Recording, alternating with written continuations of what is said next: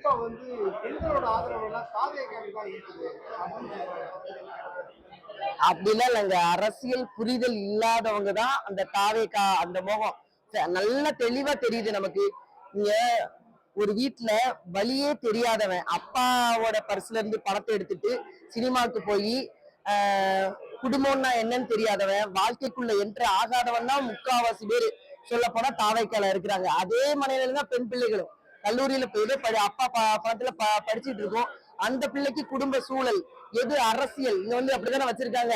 கல்லூரியில் அரசியல் பேசாதே, நீ 18 வயசானா ஓட்டு போடணும், ஆனா கல்லூரியில் அரசியல் பேசக்கூடாது. இந்த மாதிரி ஒரு நிலைமையை இங்க உருவாக்கி வச்சிருக்காங்க. அதுக்கு அரசியல்னா என்னன்னு தெரியாத கற்பிக்கப்படாதவங்க மட்டும்தான் அப்படி இருக்கிறாங்க.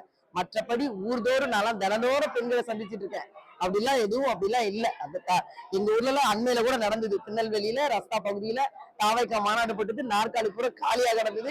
ஊர்ல என்ன திராவிட கட்சி என்ன செய்வாங்க? வேலை கூட்டிட்டு வந்து ஊர்ல இருந்து பெண்களை ஏத்திட்டு வருவாங்களா? அதையே செய்தாங்க. நான் கண்கூட பாத்துட்டு வந்தேன். காசுக்கு அவங்களை கூட்டிட்டு வந்திருக்காங்க. வேன்ல ஏத்திக்கு வந்து உட்கார வச்சுட்டு பெண்களை அழைச்சிட்டு போயிட்டாங்க. அந்த பெண்ணுக்கு எந்த கூட்டத்துக்கு வந்திருக்கேன்னு அவங்களுக்கு தெரியாது.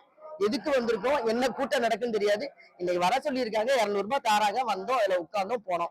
இப்படிதான் இருக்காங்களே தவிர தாவைக்காட்டுன்னு பெரிய அவர் நல்ல அழகா அந்த பிள்ளைங்க சொல்லுத அவர் என்ன செய்வாருன்னு கேட்டா அவர் நல்லா டான்ஸ் ஆடுவாரு. நல்ல டான்ஸ் ஆடுற ஒருத்தர் எப்படி அவர் எப்படி இந்த நாட்டை ஆள முடியும்? அது அந்த புரிதலே இல்லாத இந்த இளம் பிள்ளைகள் தெரியல, கற்பிக்கப்படல. அந்த பிள்ளைகள் வேணா அந்த ஏதோ இதுல சொல்லுவாங்க தவிர அப்படி பெண்கள் எல்லா பெண்களும் தாவைக்கல அதிக மோகத்துல வந்துட்டாங்களா அப்படிலாம் எதுவுமே கிடையாது. இங்க தெளிவா அரசியல் அண்ணன் கற்றுக் கொடுத்திருக்காரு. பெண்களுக்கு சம வாய்ப்பை கொடுத்திருக்கிறாருங்கிறத நாங்க ஊர்வலம் சொல்லிட்டு இருக்கோம்ல. அப்ப பெண்களுக்கு என்ன முக்கியத்துவம் இங்க கொடுக்கப்படுதுங்கிறது எல்லாரும் உணர்ந்துதான் இருக்கிறாங்க. அப்படிலாம் எதுவும் இல்லை, அப்படிலாம் எதுவுமே கிடையாது. விஜயின் வருகை அண்ணன் சீமானுக்கும் அதான் நாங்க அதாவது இது மலை அண்ணன் சீமான், அதாவது மலைக்கு மடுவுக்கும் உள்ள வித்தியாசம் சொல்லுவாங்கல்ல, அது மாதிரிதான் இது மலை. அண்ணன் சீமான் கட்சி இன்னைக்கு தொடங்கல, 5வது தேர்தல் நாங்க சந்திச்சுட்டு இருக்கோம். இன்னும் படி கூட எடுத்து வைக்கல. அப்ப அண்ணன் சீமானோட அவரை கம்பேர் பண்றதே என்னை பொறுத்த வரைக்கும் சரியான ஒரு முறையே கிடையாது. அவர் ஒரு நடிப்பு மோகத்துல உள்ளவங்க தன்னுடைய ஃபேன்ஸ் அப்படியே கூட்டிட்டு வந்து நிக்கிறாரு, அவ்வளவுதான். வேற எந்த இடத்துல மக்களுக்காக அவர் நின்னாருன்னா எதுவுமே கிடையாது. நமக்கு எல்லாருக்குமே வரலாறு அழகாவே தெரியுது. தன் கொள்கையே என்ன கொள்கை வச்சிருக்கேன், கொள்கை தலைவரா யார வச்சிருக்கேன், ஒவ்வொருத்தரையா எதோ இல்லைன்னு சொன்னாரோ அதை எல்லாம் திரும்ப இப்ப கருணாநிதியும் சேர்த்துக்கிட்டாரு. இப்படிதான் ஒரு சூழல்ல இருக்கும்போது அவர்கிட்ட தெளிவான ஒரு புரிதல் இல்ல. நல்லா புரிஞ்சுக்கிறாங்க. நல்லா இன்னொன்னு இப்ப நான் சொல்றேன், 2 நாளைக்கு முன்னக்கூட்டிதான் என்ன ஊர்ல மக்கள் சந்திக்க போது ஒரு தம்பிட்ட பேசிட்டு இருக்கும்போது அவர் சொல்றான், என் கூட வந்து ஒரு தம்பி சொல்றான், நீ வந்து தற்புரிதான, சீச்சி சீச்சி அப்படிலாம் சொல்லாத, நான் ரசிகன் அவ்வளவுதான், நான் ரசிகன் அவ்வளவுதான் அப்படின்னு சொல்ற அளவுக்கு இப்ப மாறி இருக்கிறாங்க. ஏன்னா நம்மளோட அரசியலை அவர் வந்த பிறகு நாம் தமிழர் அரசியல பிள்ளைகள் அண்ணன் சீமான் என்ன பேசுறாரு அப்படிங்கறது அந்த பிள்ளைகள் இப்ப விட்டு கவனிக்க ஆரம்பிச்சிட்டாங்க. ஏன் இவங்க நம்ம தற்கொலைன்னு சொல்றாங்க? அப்ப என்ன இருக்கு, இவங்க என்ன பண்றாங்க? இந்த நாம் தமிழர் அரசியல் என்ன பண்ணுது?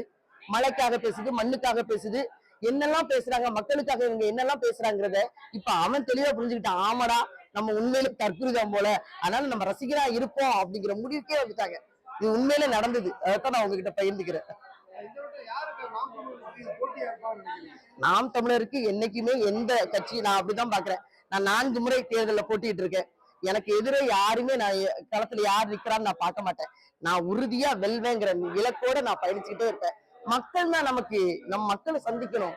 மக்கள் நீங்க என்னெல்லாம சொல்றாங்கல்ல, இவங்க அந்த இந்த திராவிடம் தான் பெண்களுக்கு கற்பிச்சுது, படிப்பை சொல்லி கொடுத்தது, அதை பண்ணிச்சு, இதை பச்சு, இன்னும் அரசியல்லாம் என்னன்னே தெரியாத மக்கள் தான் கிராமத்துல இன்னும் வாழ்ந்துட்டு இருக்காங்க. என்கிட்ட எல்லாம் ஒரு அம்மா கேட்டுச்சு, நான் போய் பேசும்போது, ஸ்டாலின் பணக்காரன், சீமான் பணக்காரனா அப்படின்னு கேக்குது. பணக்காரன் தான் எங்களுக்கு செய்வான் அப்படின்னு நினைக்கிறாங்க. இப்ப அரசியல் நீ கொடுக்குற வரி பணத்துல இங்க எல்லாம் நடக்குதுமா அப்படிங்கிறது கூட புரியாத நிலைமையில தான் இன்னைக்கு இருக்கிறாங்க. அவங்களோட ஏழ்மை, அவங்களோட அறியாமை, அதை தான் இவங்க தெளிவா பயன்படுத்திக்கிறாங்க. அப்ப இவங்க யாரும் நமக்கு போட்டி இல்லை. நாங்க அரசியல தெளிவா கற்பிக்கிறோம், உறுதியா நாங்க வெல்லுவோம்.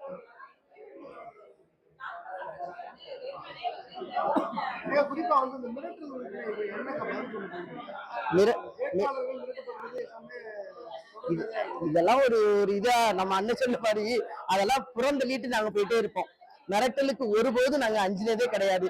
ஒரு கூட்டம் நடத்தணும்னா இப்ப அண்மையில தான் நாங்க நடத்தினோம், மானூர்ல நடத்தினோம்.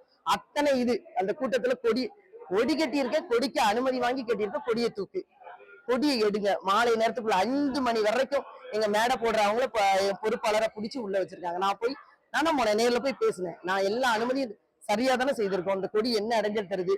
கொடியை 4 கொடியவா தூக்குன்னு நிக்கிறாங்க. அந்த அளவுக்கு தான் இவங்க இருக்கிறாங்க. வேற எந்த இதுலயும் எங்களுக்கு இந்த மிரட்டலுக்கு நாங்க அஞ்சியா இருக்கா? அந்த மேடையை போட்டு போயிடப்புறமா எதனாலும் எதிர்கொள்வோம். நாங்க அந்த தைரியத்தை அதை தேசிய தலைவர் மேதேவி பிரபாகரன் நாங்க கடத்தப்பட்டிருக்குல்ல, எங்கிட்ட இருக்குதுல்ல அந்த உரமும் அந்த நெஞ்சுரமும். இவங்க மிரட்டலுக்குள்ள அஞ்சுற ஆட்கள் நாங்க கிடையாது. தெளிவா இருக்கிறோம். எதுக்கு மாநாடு மிக பேரடிச்சியா நடக்கும். திருநெல்வேலியில இருந்து நாங்க இப்பவே 2 பேருந்துகள், ஒரு பகுதியில 2 பேருந்துகள், இந்த பகுதியில இருந்து 5 வேன், இந்த மாதிரி வர்றோம். நாங்க எல்லாருமே சிறப்பா குடும்பமாக வந்து இந்த மாநாடு இந்த தமிழ்நாட்டுக்கே முன்னுதாரணமாக அமையும். தமிழ்நாட்டுல இப்படி ஒரு அரசியல் படுத்தப்பட்ட பிள்ளைகள் இருக்கிறாங்க. ஏன்னா நம்ம பாக்குறோம்ல, நம்ம கரூர்ல பார்த்தோம்ல, அன்னைக்குதான் நான்லாம் உணர்ந்தேன், ஐயோ நம்ம எல்லாம் எவ்வளவு அறிவார்ந்து ஒரு சமூகமா அறிவார்ந்து நம்ம பயணப்பட்டு இருக்கோம், இப்படியும் ஒரு கூட்டம் இருக்கா அப்படின்னு அன்னைக்கு நினைச்சோம்ல.